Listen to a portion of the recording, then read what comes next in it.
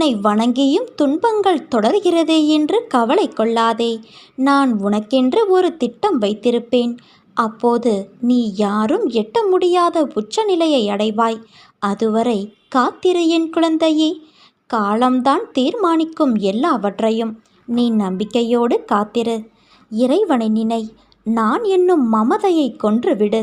வாழ்க்கையில் நீ கடக்கின்ற ஒவ்வொரு நாளும் உன்னுள் எவ்வளவு சிந்தனைகள்! அதில் நேர்மறை, எதிர்மறை என எத்தனை பரிமாணங்கள்!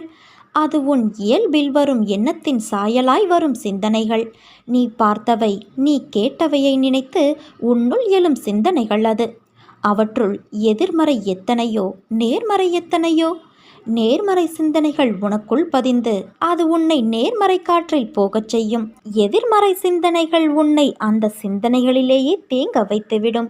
அது உன்னை மீறி உன்னை சூழ்